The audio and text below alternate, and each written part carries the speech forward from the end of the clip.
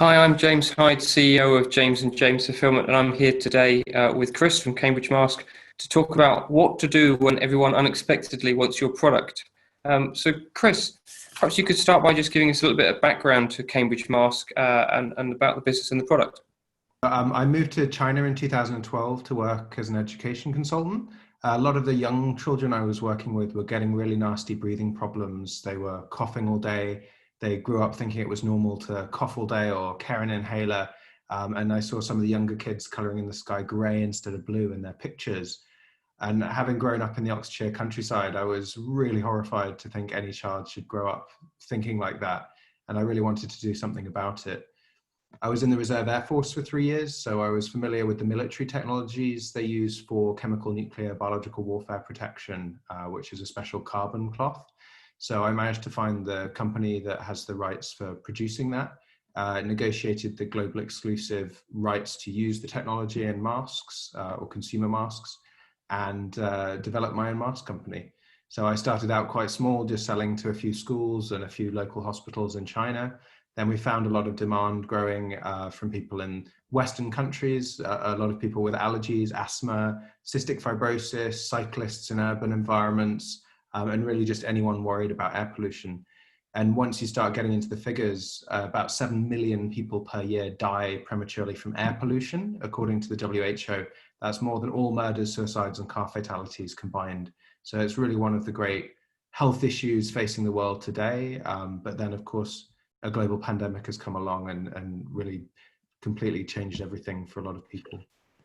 Yeah, that must be a big change, Chris, because this product before was a fairly niche product for some of the specific diseases and uses you've talked about. How much impact has the pandemic had on your business model? Well, as you say, it was a somewhat niche product, although we'd done masks like this one we did for British Airways. So they put their A380 on the aircraft. They were handing that out to their first class passengers going to Delhi and Singapore and Beijing to kind of make them aware of masks and when it was very smoggy.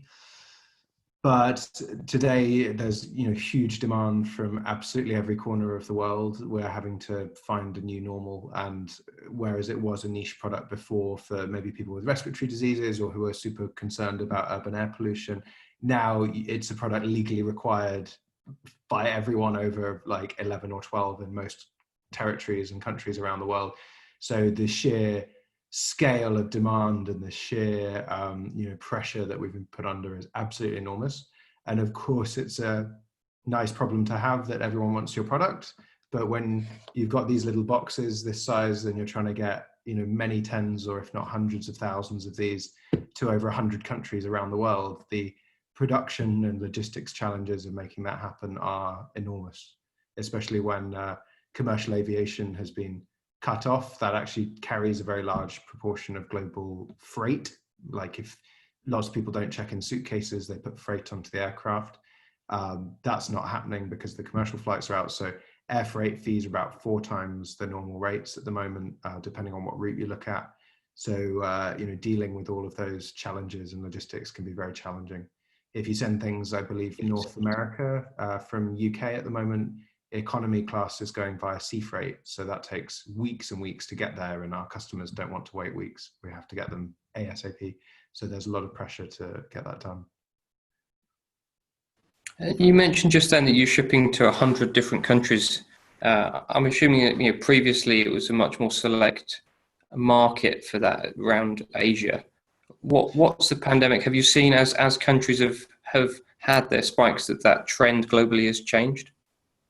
Well, we've always had our roots deeply in Asia. Like I speak Mandarin, not perfectly, but I get by. And we've got an operation in Indonesia as well. But over the last few years, even pre-COVID, we actually found a lot of sales were coming from North America and the European Union. There's a very large community of people with asthma, allergies, emphysema, cystic fibrosis being a big one. There's a very serious need for a mask. And our masks, they're more fashion focused. You can get them in bright colors, kind of more interesting patterns than just a standard mask. But the really special thing is this black material on the inside, which is developed by the British military for chemical, nuclear, and biological warfare protection. So that filters viruses, bacteria, gas pollution, as well as another filter that helps get rid of particulate pollution. So really anything you don't want to be breathing, including viruses, which is obviously very important at the moment, is getting filtered out. So that's why there's such high demand for it. And obviously, internet in the IRX world, everyone's talking about increased demand. As a fulfillment company dealing exclusively online, we've seen sort of double the order volumes now than we had a while. But for you, it's not just a spike in demand, is it? From one to double, it's a bit more than that. How many fold up orders are you at your highest part than it was sort of end of last year? Over the course of the year, we're looking at about a 12x increase in volume. So it's been a real challenge, and a lot of the systems and structures and processes in our business were designed for a company a tenth the size. So that's all the way through from finance software, ordering systems, our website servers. Our poor IT team were having to do basically 24/7 shifts to stop the server from crashing because we were getting I think at one point we had about 50 times the normal number of visitors to our website. So our IT infrastructure was really crumbling. And then of course, on the 28th of January, we'd run out of inventory, huge demand. And so we made that decision to offer pre-orders and pre-sell our production into the future. That meant that customers would have to wait quite some time, like 10 to 14 weeks was the kind of estimated wait time. But because of the high quality nature of the product and the shortage of mask availability, we found quite significant volumes of people were willing to wait. So we made that offering and had to work incredibly hard to increase our production. As it turns out, we actually managed to do quite a good job of increasing our production, but the difficult part was the supply chain behind the production. For example, the Chinese authorities actually took ownership of a lot of the key components. So the filter material, for example, the main supplier that makes that was fine, but a lot of the other parts were either the factories were shut down, or the government had taken them over, or they just weren't available, or other people were coming in and buying everything they had before we could. So supply chain was a big challenge. We were able to produce quite quickly, but then we had to get PPE, that these are certified as personal protective equipment. So they're a special kind of class of good, and getting PPE out of China and imported to the European Union was very complicated and difficult. So the logistical challenges around all of that. Fortunately though, when we get it to the UK, James and James are able to fulfill the orders from the warehouse in the UK and the other warehouse in Columbus, Ohio. So that we can fill our North American and rest of world orders without too much of a headache on our side. So we just upload the sheets, send in the inventory, and that bit of it is all taken care of for us, which is really useful and certainly takes away a lot of headache from our team. So we send in a container with, say, 100,000 units in, and the rest is just taken care of for us. And there's two things you said there, Chris, which I think would be really good to pick up. One is I think the real distinction. Your product is not just a face covering; it is actually a piece of certified PPE, and I think that's a really big distinction.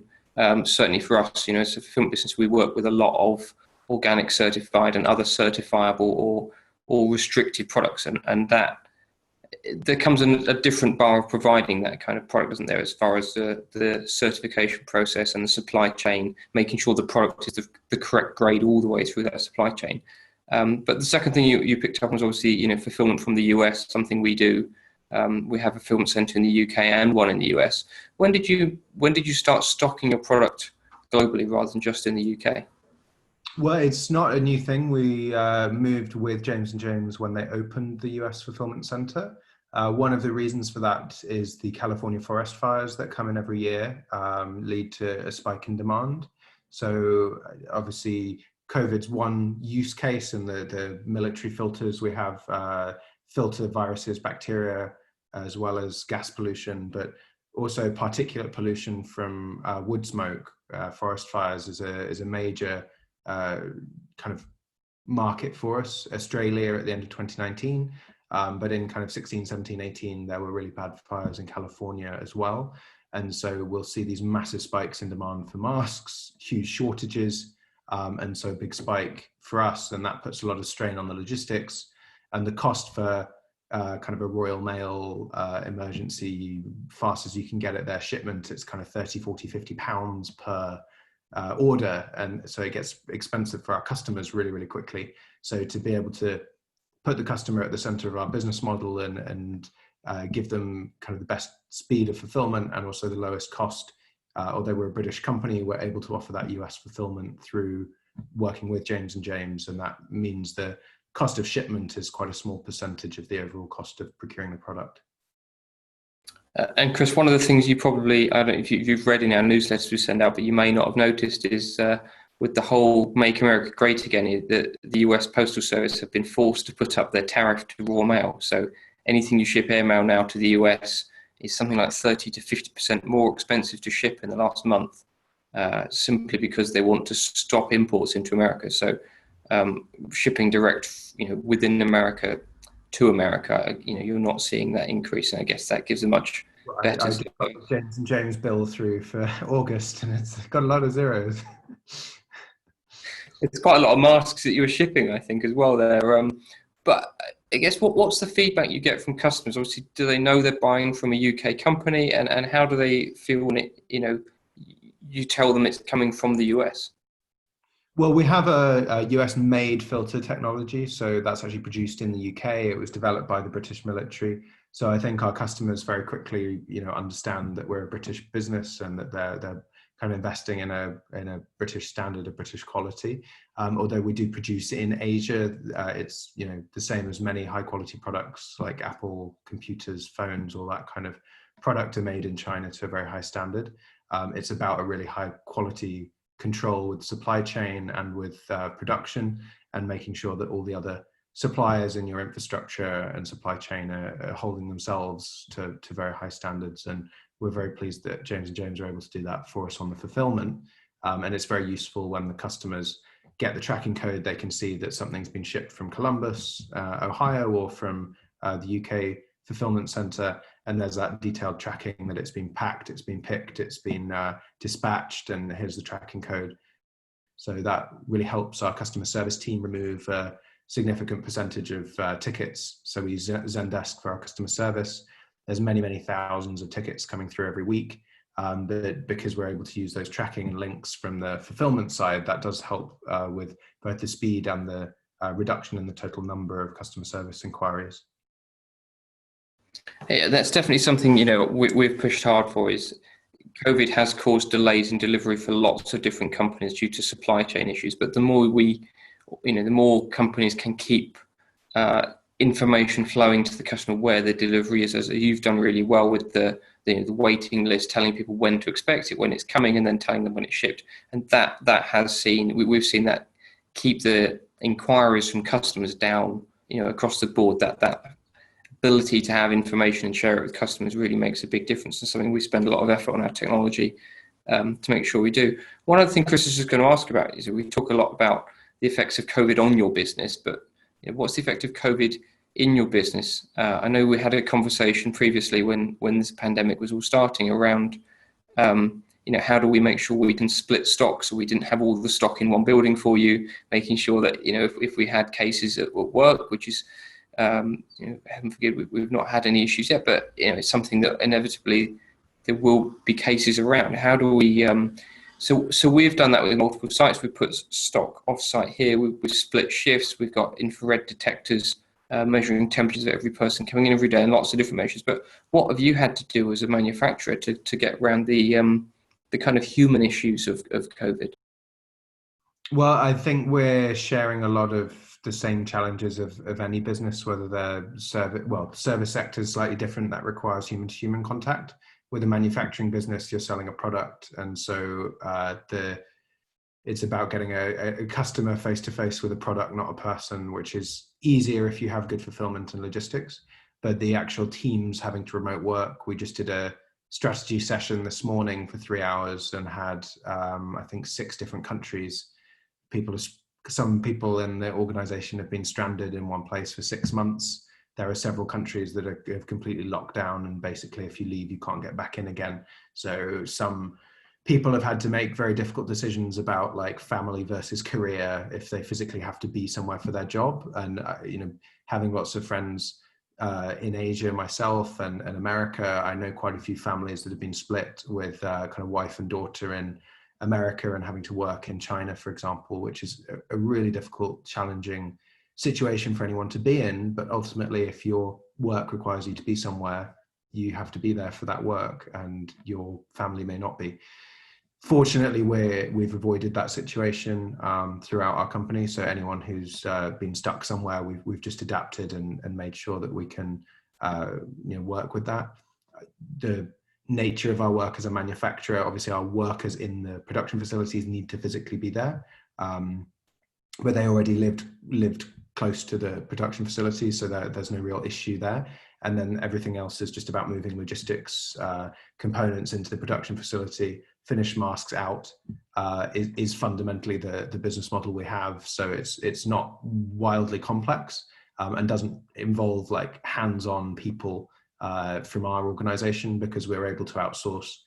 Of course, we're not flying a plane, we're not loading it, we're not unloading it, we're not driving trucks, and we're not doing the fulfillment, we're not pick and packing and doing all of that part of the business as well.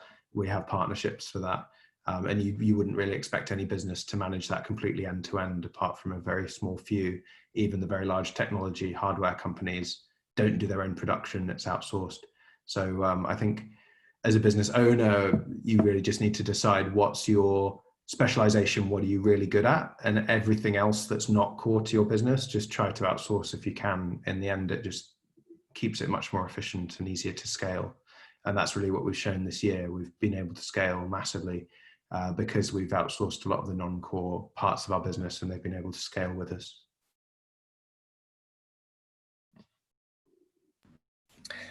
And as far as outsourcing,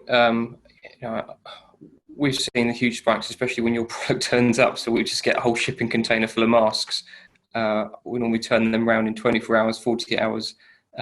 And then there's sort of nothing while we wait for the next shipping container. And I know you said your shop's just come back on in the last couple of days to same day or same day dispatch now, which is fantastic to catch up with. It's not quite same day yet. Oh, is it not? There's still a bit of a roll. So the US, I think the US facility on your side is a little bit smaller. So there's been a bit of a bottleneck there as we try to get a very large number of masks dispatched. So we're working through that now, but within the next kind of 5 days, wave orders will be dispatched and the individual customer orders will be coming out live as well. But that's taken nearly 4 months then, I guess, of production still catching up with. Have we actually got enough masks landing to catch up with those orders? Yeah. And you have your production sheets and your inventory level in your production facilities and in Asia, and you go, oh, well, I've got all these masks that are promised here to customers all over here. All they have to do is get from here to here, and then you can fulfill them. But actually that bit, getting them from there to there, is really difficult at the moment, and moving large quantities of any product anywhere around the world is giving a lot of headaches to a lot of big companies and small ones like us. So it has been a real nightmare getting that done, but I'm very grateful to all the patient customers who've kindly waited for us to fill their orders. And for those that have got exasperated, we apologize, and we've done everything we can to get those units out to them as quickly as possible. And one of the things I'm really, proud of being able to help in this is, helping businesses like sort of small businesses cope, is that because we have lots of different customers around us, that when when a shipping container turns up, and Chris, you're fantastic because you tell us when it's coming, so we actually know the day it's going to turn up to turn it around. We can get extra people in and put more people on that, so we can go from 0 to sending out thousands of masks a day, and then back down to 0 while we wait for the next container to turn up. What have you seen, or how would you describe to other companies that are seeing surges in product? Where's that decision to outsource, and what have the benefits for you been in being able to scale up? Well, the outsourcing can be done at almost every level of a business, and it's a really difficult decision what to outsource and what to keep as a core. And we actually hired in a strategy consultant called Petra Coaching, who've been working with us really closely for the last 6 months. And we actually sat down and worked out, what are our core values as a business? What do we really believe in? What do we want to be really good at and really focused on? And we've kind of developed the strengths, and we have what we call the big, hairy, audacious goal which can be quite a dangerous thing to set if you're not well coached on it. The 100,000 tests a day for COVID was a BHAG there's a book called Scaling Up, which is well worth a read if you are scaling a business very quickly. I've got it here actually. Just to do a bit of product placement, but it is a good book by Vern Harnish, and there's some really good stuff in there. And building the core values has really helped us stay focused on exactly what do we want to do really well, and everything peripheral to that we've just outsourced. And that includes things like finance, which maybe most companies would kind of instinctually have in-house, but we've actually got partner bookkeeper accounting firms that we work with both in the UK and Asia that do a lot of that legwork for us, because they're again able to shrink and scale as we need them, and that's been absolutely critical in being able to stay on top of the numbers. There's 16, 17 sets of components in every mask. Huge we got 9 to 11 different currencies coming in at any one time between all our different Amazon platforms and website sales and B2B clients. We're selling to people like the United Nations, NetJets, Ferrari, working with some of the best brands in the world, which is incredible and quite a ride. But actually doing the fulfillment and getting all the bits and bolts of that done is really, really challenging. And so outsourcing the stuff that's not core to that challenge has really helped us. And one of the things I've definitely saw, especially talking to some other companies in the market, is when lockdown was announced and everyone has to let's work from home. Obviously, you said same as yourself, the manufacturing sites and the production has to be. You have to turn up to physically do it. But as far as the office, we just sent everyone home with a mobile phone and their laptop, and it was kind of we had to work out different ways of working, but it wasn't a big deal. And then I suddenly realized, talking to other people, that actually there's still a lot of companies with a PBX where they've actually got the telephone exchange in the building, and they've actually got to take the hardware home and work out how to, the servers in the building and the data's in the building, and they have to sort of put virtual terminals and everything to, we're a very much cloud-based business. Everything we have is on the cloud. All our email, all the data in the warehouse is all cloud-based. So we work, we have different issues. So we have 3 internet connections because we cannot afford to not have internet because it's all in the cloud. But once you hit that, you realize that actually it doesn't matter where you work. And I'm sure that you said earlier, that's the same for your business. But well, it is the big one actually has been security, because obviously people remote working leads to potential security issues. And there were a lot of scams around fake PPE, and we actually had 2 people clone our website and have slightly different variations on our website domain registered with very good quality copies of our site that were taking payments. And we had to work with the Serious Organised Crime Office and various other law enforcement agencies to get those taken down and try and stop those scammers from making money. But that took up a surprising amount of bandwidth. And also our finance team get regular emails from scammers with kind of invoices pretending to be from me, saying like, oh, pay this invoice immediately, it's overdue, trying to force them to put things through the bank. So there's a lot of those kind of scams around. And if you don't have colleagues around you to just do a quick sense check, that can be a bit of a risk. And if you've got toddlers running around and Amazon delivering packages and whatever it might be, distracting you through the day. So it can be difficult for some people. And of course, 2 other points with new hires, you have to put a lot of extra attention and focus on onboarding properly, because it gets really kind of unfair in many ways. Just little things. Oh, how do you do this on our system?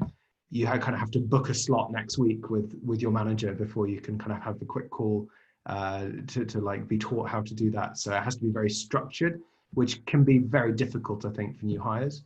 So that's kind of feedback we've had, that it needs to be a bit more organic. So things like Microsoft Teams can really help with that. You can do a quick screen share and just dive into a call and help someone. We found that really useful. But then also the more junior staff potentially are living in like a multi-family home or a shared accommodation. So they don't have a space they can quietly work from. They've got maybe young kids running around for anyone, but also for people who live in homes where it's a little more challenging to work from home. One has to bear in mind. So we have given extra funding to staff that need it, to pay for extra home working equipment, hardware, extra spaces they might need, or if they have a local co-working space near them, if they want to go and use that 2 or 3 days a week as well. We're funding that to try and help the staff be as productive as they can. But ultimately, I think it all comes down to trusting your team. A lot of companies seem to have had a bit of a trust challenge with regard to letting people work from home. If you're out of sight, you're out of mind for some managers, and that can be difficult to deal with. But a lot of people have found, the hour commute back and forth every day, it always horrified me. That's 10 hours a week gone, which is nearly 2 working days. And that's only if it's an hour commute. If it's longer, it's even more. And if you sit down and work out per year just how many hours you may have been losing sitting in a car all day, suddenly you've been given those back. And a lot of people are using that time really productively, seemingly to bake a lot of bread. Sourdough. We've definitely seen some real efficiencies in the office as well, working from home, and I think it's been a big change. Going back to sort of the original title of this Q&A, we talked about unexpected demand and how you cope with that. We're talking now about second peaks potentially across Europe and potentially the rest of the world. Do you think there will be a second peak? And now obviously you have a chance to prepare for it, because you can half expect we might see one coming. What are you thinking now? What's your plans for 2021? Well, I sat down in April, I think it was, with Bloomberg News on their live channel, and at that point there'd been 2 waves or 2 spikes in our demand. The first one was when things got bad in China and kind of surrounding countries, lots and lots of orders from there. Second one was when Northern Italy got really bad, and then kind of that started spreading around Europe, big spike there. And then the largest spike was North America, and that was the one I predicted would be the biggest and would come next. So we've had those 3 kind of waves or 3 spikes in the first wave. Now ricocheting all over different parts. Countries like Indonesia that had got off quite lightly in that first wave seem to start to be seeing their numbers ramp up. India as well managed things quite well early on, but now deteriorating fairly rapidly. And I think we'll see a lot of developing countries really struggling. I mean, you look at the British, Italian, American, developed countries' healthcare systems were at breaking point and often beyond that. And then developing countries where there are, a very low ratio of doctors per head of population, ventilators are not at the level of sophistication they are in developed countries. Those guys are going to really struggle when and if a second wave comes, and it looks highly likely there will be one. Thinking forward, the vaccine, it looks like they will have one this year, which would be very encouraging. Obviously, for our business, it will have a big impact when the coronavirus is gone from our lives, and we look forward to that very much. But the legacy will be a lot of people wear masks when they get sick. I think now that the legacy of SARS in Asia from 2003, when you get sick, you wear a mask. If you're on the bus or in the office sneezing and coughing, you wear a mask as courtesy to the people around you, because you don't want to go spreading things around. And that legacy will hang around after COVID-19. So I think we'll see masks here to stay as something people wear a lot of. But also as the vaccine, global production capacity is only about 2 billion doses through 2021. So we'll probably see developed countries getting vaccine first, and then that will ripple down to more developing countries that maybe don't have access to production or distribution of vaccines until later on. So I think we'll see that mask wearing and the virus is around for quite some years to come in one form or another. And what's the biggest learning that you've had that you would give to all the people listening to this now and saying, like, if there's an unexpected demand or something happens you could never foresee, what's the biggest learning you've taken away from this that you do differently in future? I think trust in your product is probably the biggest thing for us. We've spent 5 years really nailing every single bit of a mask. Obviously there's a lot of new products coming onto the market, and there's a difference between a face covering, a mask, and a respirator. They're all slightly different things. But getting a full certification for PPE, which is the EN 149 in the European Union, that's a very difficult thing to get. You have to have your factory audited by a notified body. You need, I think it's about 600 pages of technical filings and documents that you have to submit for inspection, testing all your quality control systems. Absolutely everything gets verified and checked, quite rightly so. So when you're buying a mask, it has that certification on. If you're buying a face covering, it doesn't, and in most cases isn't certified. But a mask in the European Union, if you sell it as a mask, should have an FFP 1, 2, or 3 rating. So there are 3 different levels of mask. And if they don't have that, then it's not certified and probably isn't filtering in the way that you might think it is. And was there a point then you're saying, where having faith that you had, the best product out there was one of the things that helped the way you market and did that through the pandemic? Well, our biggest decision was the 28th of January launching pre-orders, and that meant that we could kind of essentially sell futures in masks. We could sell the production slots that were ahead. And what makes sense on an Excel spreadsheet when reality often doesn't match up. So we had to put quite a big margin in there to try and make sure we didn't delay fulfillment to customers and met the promises. In I think 94% of orders were on time. We did have a percentage that were late, and of course very frustrating for those that do have a delayed shipment. So apologies to those customers if any of them are watching. We will get the mask to you if you haven't got it already. But certainly for me, the biggest challenge has been just thinking forward 5 months, 4 months time. What's that mean for cash management? What does that mean for how big a team we need to have? What does that mean for logistics and supply chains, all the way through to the little bits of materials we've had to order in much larger quantities, through to recalibrating a production facility, through to having much bigger infrastructure for your IT systems and fulfillment. All of that has to be addressed. And we've essentially completely rebuilt the company in the last 7-8 months. And it has been very pressured, a lot of long hours from the team. But thanks to a lot of hard work from my team, we've managed to achieve pretty much everything we wanted to. Well, it's obviously been challenging times for everyone. It sounds like you've had even more challenges internally. I'll just finish off by saying we're really pleased to work with Chris in helping distribute his product, and really excited to be part of the journey of Cambridge Mask and helping fulfill those orders as quick as we can. And they said get caught up that people are getting the product now on a hugely demanded and unexpected spike in product. So thanks so much for joining us, Chris. Pleasure as always. Thanks.